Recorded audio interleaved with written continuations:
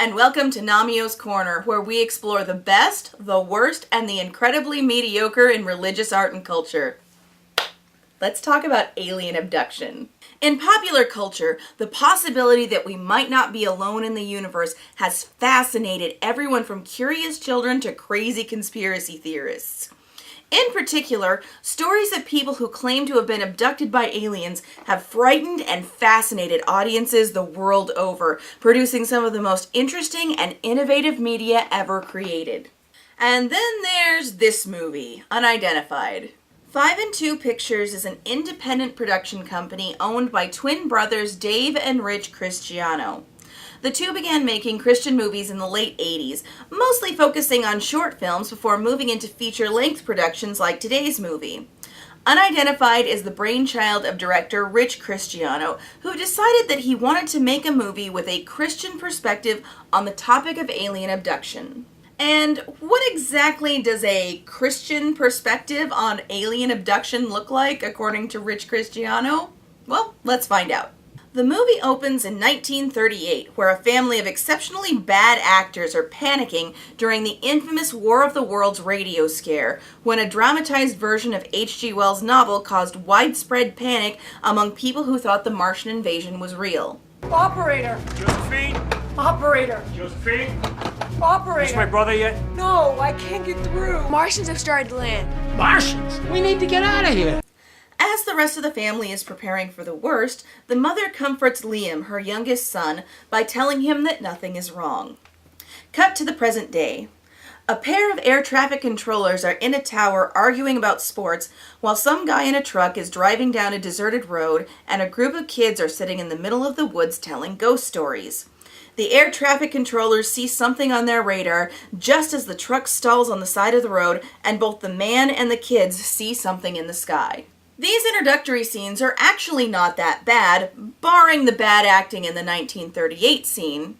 They set up a reasonably tense atmosphere and lead the viewer to believe that they'll be watching some sort of suspenseful thriller for the next couple of hours. But that promise is quickly dashed as we move into the next scene, which sets up what the movie will actually be about.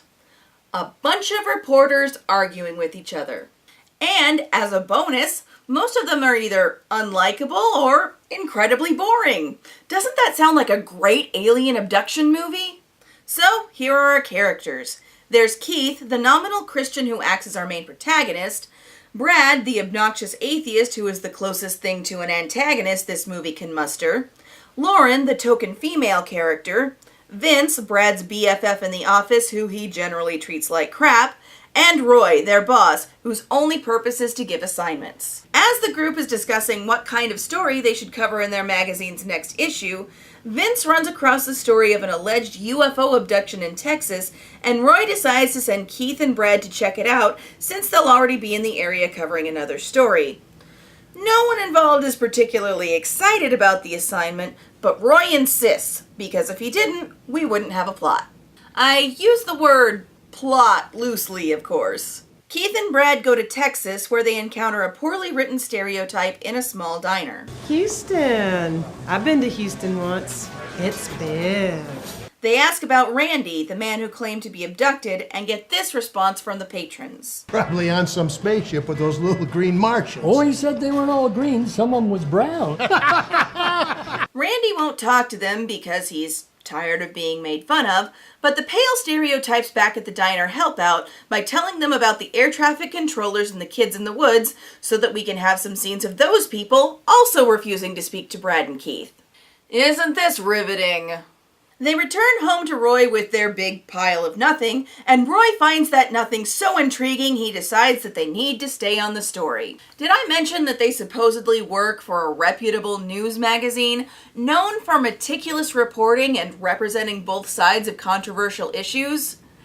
Doesn't that sound like the perfect place to print an article on alien abduction where they have virtually no information? Brad is upset about still being on the UFO story and insists that the only logical explanation is that everyone who ever claimed to be abducted is making up their story in order to get attention and/or money.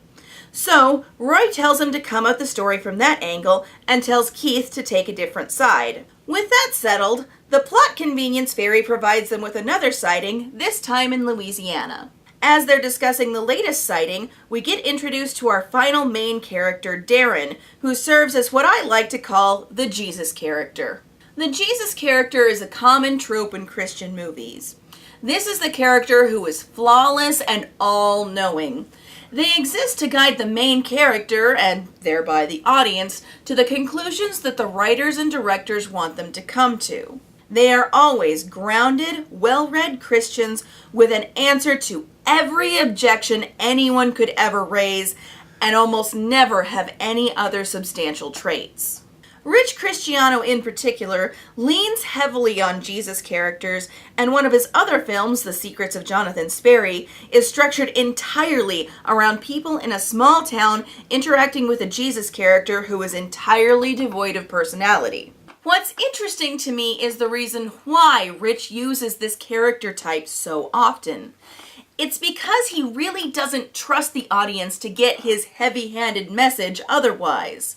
And now that Darren has entered the picture, we're going to start to get glimpses of exactly what Unidentified's message is. Later on, Keith and Darren have lunch together for two reasons. The first is so Darren can lay a guilt trip on Keith. Speaking of the Bible, have you been reading yours?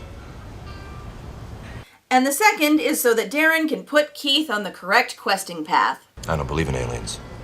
Come on, Darren, you don't think there's life on other planets? The Bible doesn't indicate it. Why would it? The people who wrote the Bible didn't even know that other planets existed. I know that as the Jesus character, everything you say is going to turn out to be true within the movie world, but your argument is stupid. We then have a brief scene of Keith at home where we get this shot.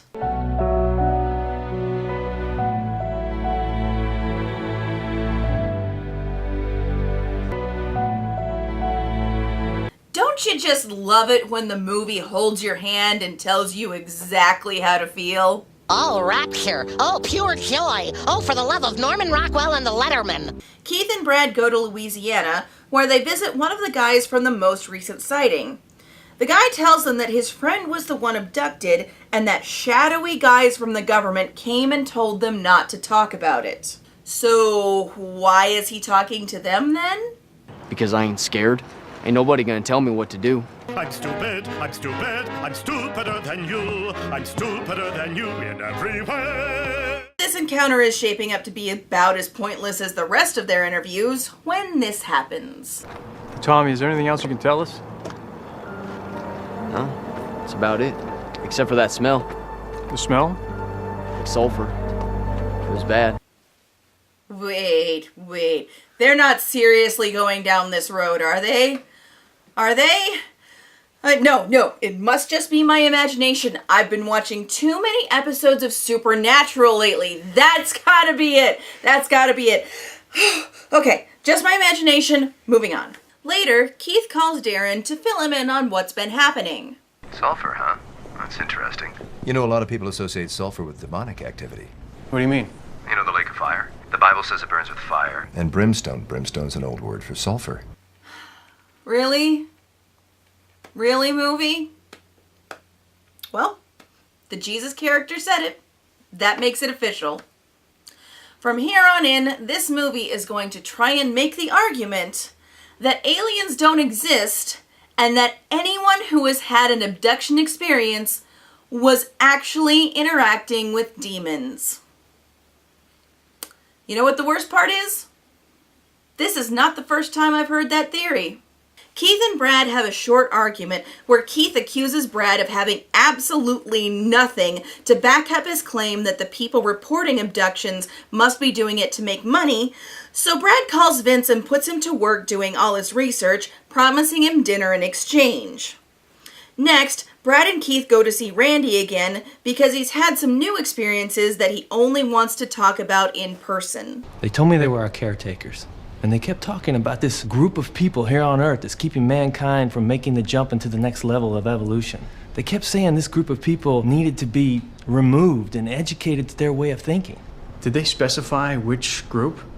No, they didn't say. Well, since we've just established via the Jesus character that these aliens are actually demons, Gee, I wonder what group they're talking trash about. In the course of the conversation, they discover that Randy has also been visited by the dollar store versions of the Men in Black, and that there was another witness named Diane. When they talk to her, she tells them all the same things that they already know, only adding that she was around Randy's truck after he was abducted and smelled sulfur in the air.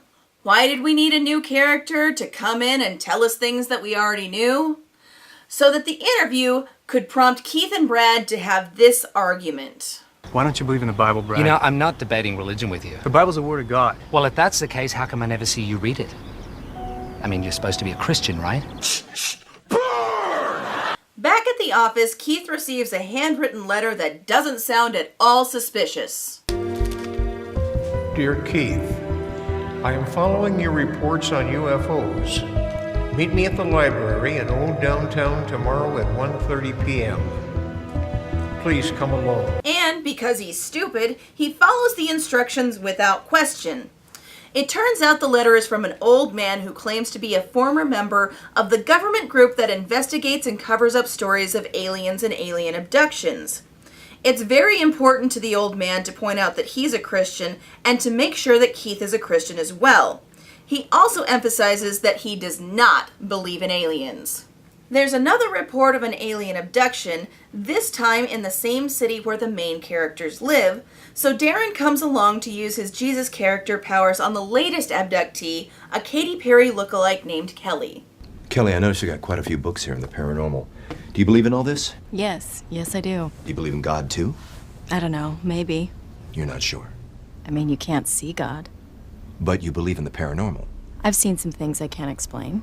That's the way the devil operates. Now, if you'll just sign this fiddle contest waiver. What do you mean, the devil? He wants us to believe in something strange, to give us a sense of mystery. People want supernatural guidance, right? So the devil obliges in the form of fortune tellers, spirit guides, mediums, things like that. I know what I've seen. People have seen all sorts of things, Kelly. Bigfoot, ghosts, UFOs. You know, Darren, if your goal is to bring her around to your way of thinking, maybe being a patronizing jerk and talking down to her isn't the best strategy to accomplish that. They're trying to help us. Or deceive us. So what? You want me to believe the Bible instead? I certainly don't believe any of those stories. But the paranormal stuff is fact. And which Bible story in particular are you having trouble with? All of it, frankly, especially that I need Jesus to save me. If you understood the requirement to get into heaven, you would know why you need to receive Jesus. Congratulations! By being condescending and rude, you've now alienated her even more. Way to go! In a special message on the DVD, Rich cited this scene as being the most crucial one in the movie, primarily because of Darren's insistence on the importance of accepting Jesus in order to get into heaven. I find this scene crucial for an entirely different reason. What this scene does is lay bare Rich Cristiano's entire approach to evangelism. Shove your message in people's faces and refuse to show any respect for their current beliefs. If they respond well, great. If they don't, leave them to the devil. Ah, my ridiculously circuitous plan is 1/4 complete. Later, after a staff meeting, Brad goes on a rant that I'm pretty sure would get him fired in any real-world office. Oh, by the way, you guys, Darren thinks we're all going to hell when we die. Take a quick poll, because I would love to know who's going to heaven and who's going to hell when they die. Lauren, what about you? Have you received Jesus? No, I can't say that I have. Okay, then according to the guru, you're going to hell. Vince, what about you? Okay, I guess my answer is no. And this leads us to our moment of truth. What about you, Keith? Come on, Keith. Heaven or hell? Answer the question. Heaven or hell? I don't know. But I thought you were supposed to be a Christian. What's the matter? Not too sure of the faith anymore? I don't know. This scene is just painful. I've worked in a lot of different industries, and there isn't a single one where Brad's behavior would be tolerated. In the real world, if someone was this rude and targeted religious co-workers with this level of hatred and vitriol, they would be fired on the spot. But of course, this movie doesn't take place in the real world. This movie takes place in the mind of Rich Cristiano. You will never find a more wretched hive of scum and villainy. What's worse is that this scene is incredibly important because it's Brad's douchiness that makes Keith acknowledge that he's not as spiritual as the director thinks he should be. This, of course, means that he needs a stern talking to from Darren. Look, Keith, it's simple. The Bible says either you're for Christ or you're against him. And if you are not for him, then you are against him. There is no middle ground. Only a Sith deals in absolutes. So, with Darren and Brad's words ringing in his ears, Keith goes home and has some emo time, culminating in a monologue to his wife about how he prayed and he's a Christian for realsies now. And the crowd goes wild. Keith and Darren fly down to Texas to talk to Randy again, and as they're walking up to his house, the camera pans over a pile of porno magazines in Randy's car. And by porno magazines, I mean there's one magazine visible with the word babes on the cover, because that's as explicit as you can get and still be a Christian movie. Whatever happens in your temple of doom, stays in your temple of doom. They begin grilling Randy on his religious background. He seems to take a rather meh approach to religion in general, and while he's talking, Darren notices several books on the supernatural scattered around the room. Randy's wife comes in and acts really stiff and awkward for no reason before exiting the movie forever. As she's leaving the room, Darren tests a theory. Mary Part.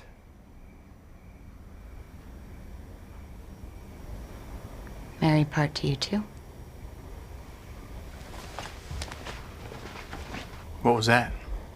It's a type of hello and goodbye for Wiccans. Wiccans? Witchcraft. How long's your wife been into this? I confirmed with a real Wiccan that this is an actual greeting. The salutations are Merry Meet, Merry Part, Merry Meet Again. So, good on Rich for getting something right. That's one in a row. Darren begins grilling Randy on his and his wife's involvement in witchcraft, and Randy is pretty defensive about it. Now, how long have the two of you been involved in witchcraft? I don't know. She does it, not me. But you dabble with it some. Not like her. And how long have you been involved in reading those magazines in the back of your truck? Hey, come on now. That's none of your business. Yeah, it's none of his business. What kind of a person starts randomly asking a person they barely know about their masturbation habits? Do the creep, and do the creep. After that, Darren moves on to talking about demons. I don't believe in aliens, Randy, but I do believe in demons, and they are no joke. These are powerful beings that roam the earth just looking for people whose minds have been opened to them through the occult and the paranormal. Minds that they can play with and use to propagate their message. With a little more prodding, Randy gives in, and this is followed by a long montage of everyone at the magazine working hard to put out their big cover story. Late one night, Keith, Brad, Darren, and Vince are all staying late when the old man shows up to talk to them. I'm sorry for interrupting. I know you're planning your big issue for this week. Good evening, sir. This is quite a surprise. Now, how'd you get in here? The front doors are locked. Oh, the janitor was so kind. Intruder alert. He's here to tell them that he totally knows the demon's plan. No, really, that's not a joke. Somehow he has inside information on what the demon's long game is. The demons have perverted everything that God has ever created. And they're going to keep right on coming with explanations and alternatives for everything God has planned. So, where is he getting all this information? He never says. He just keeps talking. And talking. And talking. I think the world is going to end soon, and we're living in the last days. As Christians, we believe that the rapture is the next big event on God's calendar. Now, the devil knows this. He's going to do everything he can to explain the event away. Now, that's where the UFO phenomena really comes into play. Wait, you're losing me. What do you mean by rapture? Okay. I can suspend my disbelief enough to accept that in this movie's universe, aliens are actually demons. But asking me to believe that there could be a human being living in America who doesn't know what the rapture is? Now you've really lost me, movie. But just on the off chance that you've been living under a rock your entire life, they go ahead and explain it. It's when Christ takes all the Christians from the face of the earth just prior to the Great Tribulation period. All those who have truly trusted in the Lord will vanish. They'll be raptured to meet him in the clouds. Then we have 7 years of tribulation before the second coming of Christ back to the earth. Actually, as Diamanda Hagen pointed out in her brilliant review of Apocalypse, not all Christians believe in the rapture. And those who do don't necessarily believe in the version of the rapture that is presented in this movie and in most Christian movies. I won't go into the history of the concept here, but suffice it to say that it's a relatively new theory on how to interpret the book of Revelation, and it's not a particularly good one. Most of the people who do believe in a pre-tribulation rapture are Americans, and most of them believe it because it's the only interpretation they've ever heard. And now, over an hour into the runtime, we finally get something that connects the 1938 scene with the rest of the movie. Is it a decent payoff? Of course not. This whole mass UFO abduction thing is just one way to explain away the rapture. Do you honestly think people are going to buy there's been some mass UFO abduction? I know I won't. Are you familiar with a radio event, a broadcast called The War of the Worlds? Sure, Orson Welles, October 30th, 1938. Thousands of people actually believed they were really being attacked by Martians. And my family was one of them. We lived on a country farm. I was 7 years old. My parents and neighbors were scared to death. I remember peeking through the door and seeing them prepare for what they thought was going to be a real attack. People said they saw huge metal cylinders landing on the earth. Residents warned police of Martians traveling on three-legged war machines. Of course, none of this really happened. And it's amazing what the mind can do when sheer panic sets in. Yeah, people were greatly deceived. And October 30, 1938, that was just a prelude to what's going to happen. Yes. When the Antichrist appears on the scene with his false signs and wonders, he'll deceive the whole world. Now that his exposition dump is over, Old Guy goes to leave, but Brad has one last question for him. According to Darren, we have to receive Jesus in our lives, otherwise we are destined for hell. So I was wondering, have you received Jesus? Yes, I'm happy to say I have. And you? No, I haven't. I believe we live, we die, we go into the ground. I see. Well, if you're right, then none of us have anything to worry about. I guess that's just me. I call it worry-free religion. But if you're wrong, and what the Bible says is so, you have much to worry about. You have a good evening. He's an atheist character in a Christian movie. The worst thing he needs to worry about is not a watered-down version of Pascal's Wager. It's that the writer might kill him off and send him to hell just to make a point. They do their major cover story, and we get a long montage of random people reading the article. Back in the office, they discuss how the article is a huge hit and copies of the magazine are selling like crazy. Brad decides to gloat about the reader's response. It's pretty much been a landslide. I'd say 10-1 my side. Sorry to say, there doesn't look like too many readers are buying your religious angle on this. But Darren will have none of it. Keep mocking, Brad. That's right, just go right ahead. Make fun of it all. Jesus, the Bible, the whole thing. But you know what? Deep down, I think this bugs you. I think you know we might be right, and you're scared. I promise you, I'm not scared. I think you wonder what happens to us after we die, just like the next guy.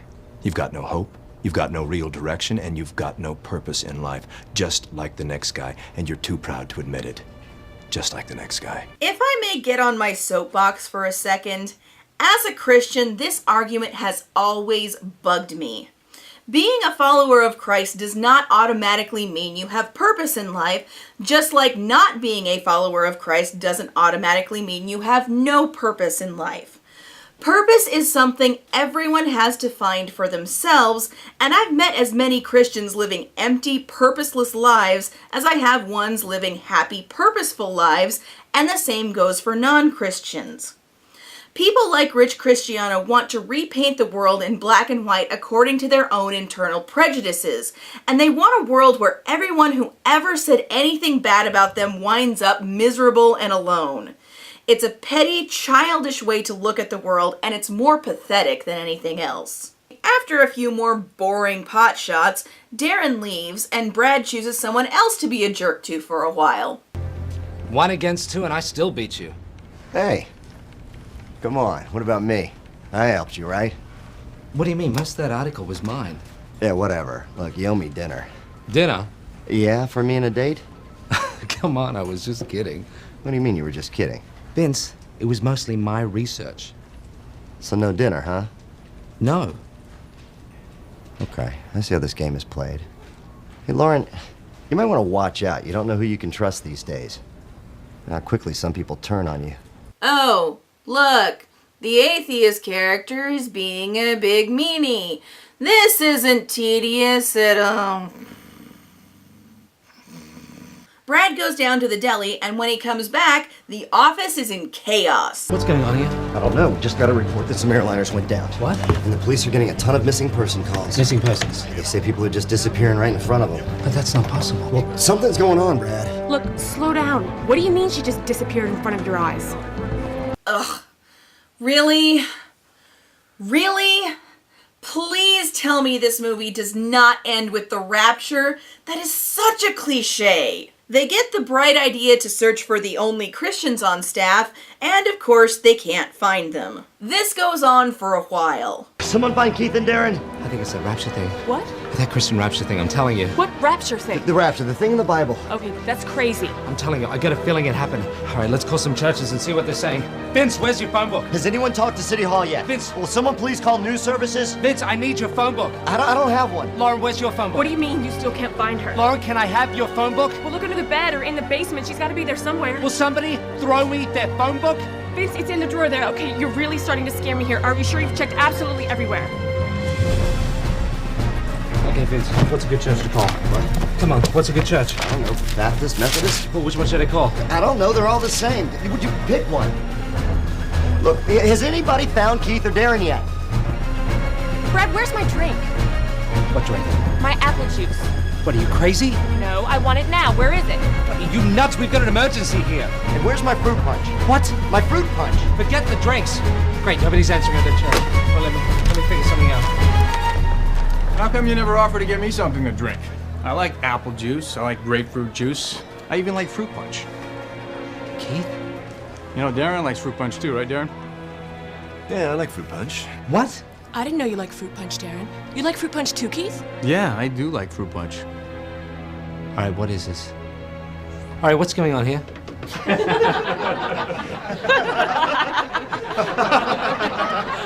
Okay, will someone tell me what's going on here? I don't know, Brad. Why don't you tell us? It was a prank? That's awesome!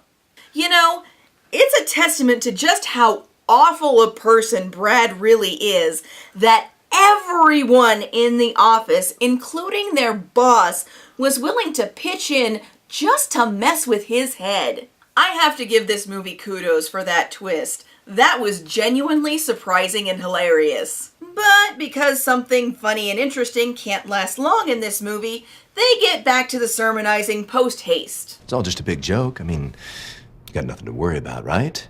Because there's no such thing as an afterlife. We live, we die, we go into the ground. Isn't that what you said? So the Bible, Jesus, the rapture, there's no way any of that could be true. Or could it?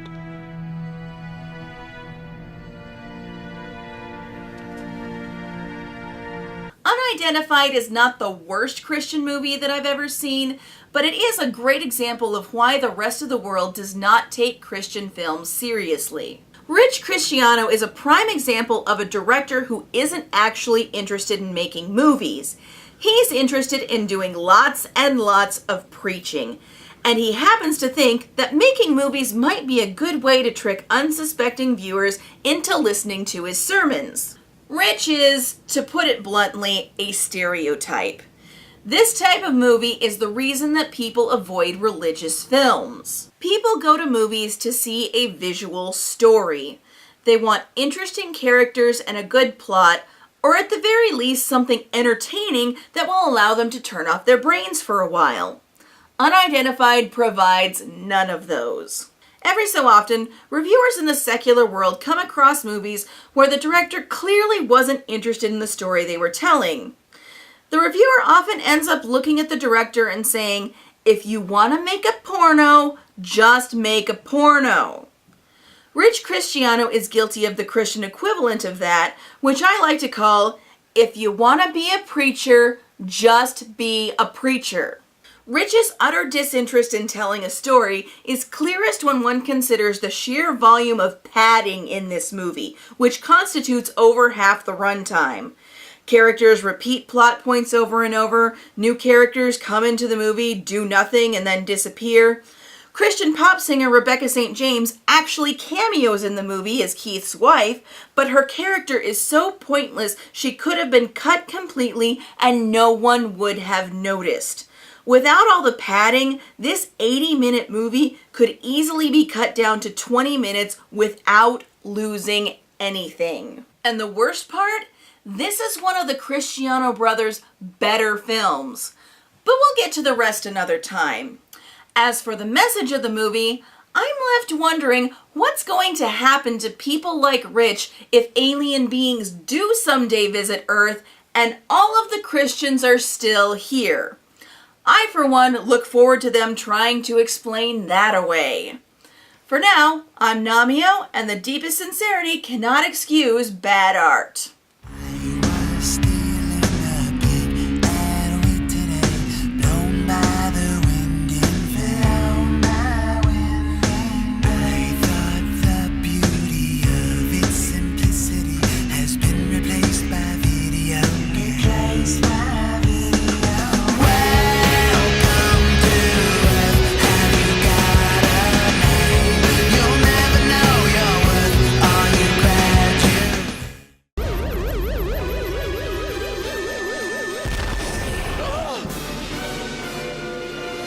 Oh, just a flying saucer.